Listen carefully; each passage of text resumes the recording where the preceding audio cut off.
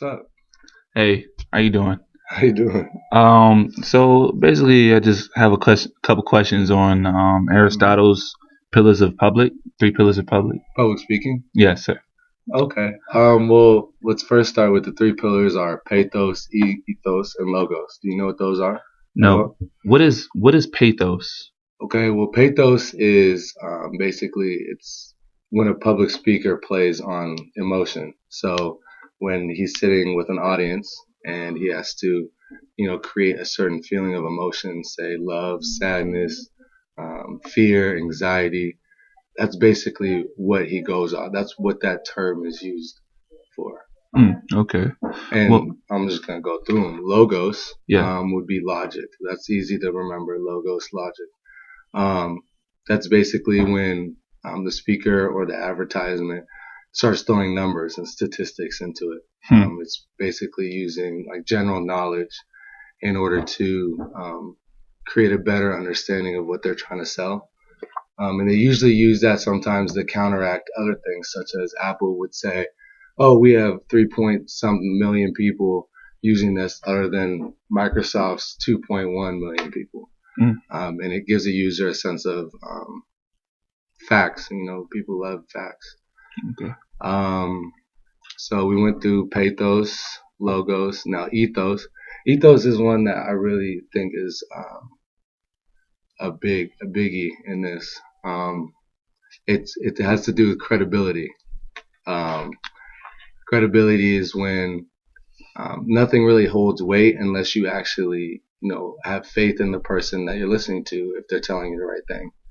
Um, like I said before, president, like if you were asking the president of the United States, hey, what do you think about this?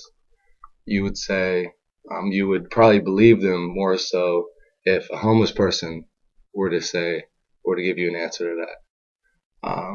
So yeah.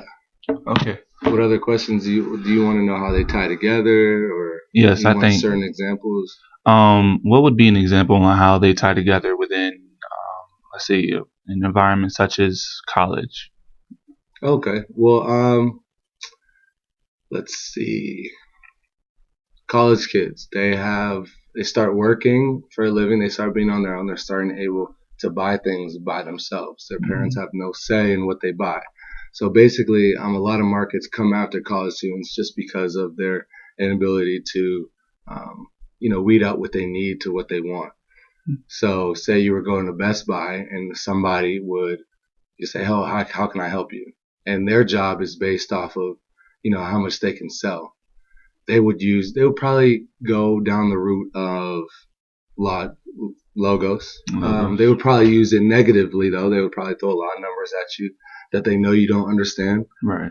Um, and unfortunately, that's the worst of rhetoric. But they would use logos to then persuade you to buy a certain product based off of what like they get paid off their salary is based off of whether they can trick you into buying something or convince you, persuade you into buying something. Um, they really wouldn't use pathos.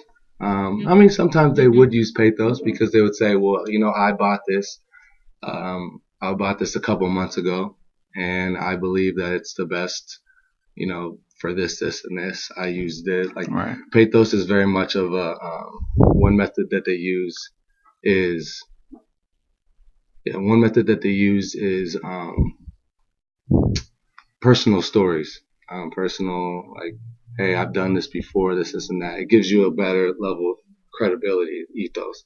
That's how they all tie together. I feel like that's the biggest thing when it comes to college students and college life. So, Okay. is there any one last question? Yes. So, would you consider these three pillars of Aristotle's public to be positive or negative towards use in rhetoric, as far as like persuasion? Like, I know some people Yeah, have yeah. negative and positive beliefs about, persuasion and Mm-hmm. manipulation. So, what is your opinion on that? I believe that rhetoric. It's a that's a really good question. Um, it's hard to say because some people use it negatively, like I said, for their own personal benefits, and some Mhm. people actually use it for good causes. They try and persuade college students to put their money towards something that's good.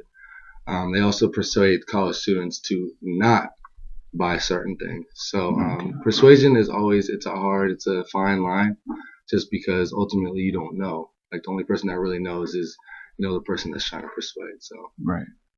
Well, thank you for your cooperation today. Really thanks appreciate the for information. thanks